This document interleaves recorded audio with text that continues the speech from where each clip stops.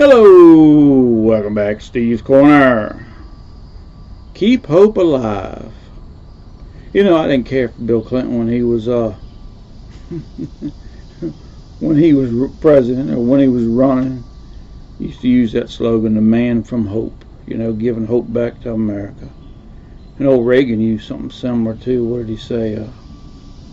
There's a new dawning in America. You know, something to look forward to. And I was thinking about this the other day when after they found that white powder in the White House. You know, and that doesn't bother me so well.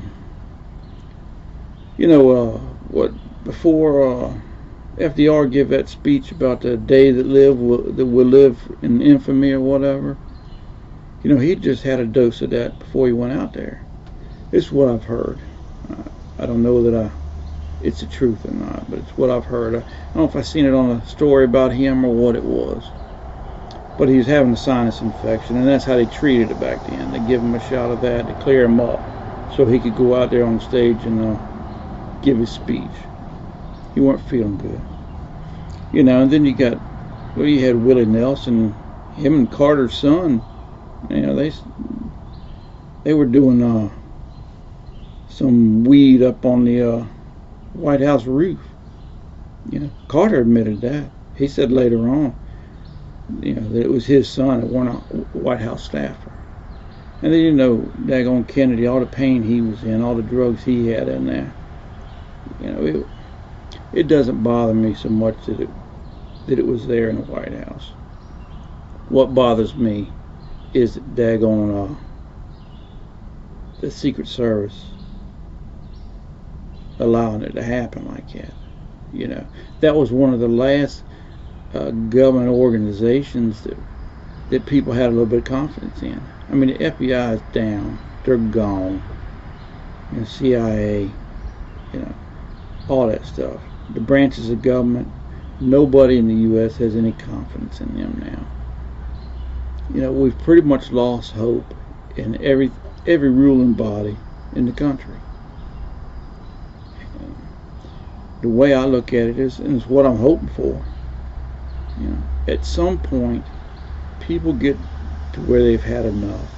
I don't care what kind of situation it is or what's happening. At some point, people have had enough, and they'll band together and they'll stand up as one, and we'll pull out of this. Because America's in a bad way now. It just is.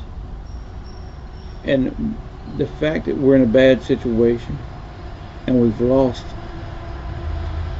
all confidence in the government agencies, all of them, IRS, all of them. For the most part, people have lost confidence in all that. The justice system, all that stuff. You know, I don't know. You gotta have hope. If you don't have hope that things will get better, I mean, all's lost then. All is lost. And I see little visions of it every day, where things might be turning, you know, or at least they're not getting quite as bad, you know. But it's the parents pushing back on the LGBTQ or whatever, you know. It was a couple of years ago. They was pushing back on that in schools, what they were teaching kids in schools. I forget the name of it. This DEI has about run its course. People are really pushing back on that now. You know, and I seen on that Supreme Court decision that how many people in the country were for it, not having race-based admissions. You know, I mean, it's over half the country was in on that. They agree with that. So, I mean, maybe I'm wrong, but I see us starting to gel together as a country a little bit more. Not much, but we're so far down. It's going to take a lot to get us back up. It just is. It's going to take years. It's going to take years to build that confidence back. Well, I mean, all I can think of is, I mean, just trying to stay hopeful, trying to do my part to bring America back. What little bit of part that is, raising my kids was a big one.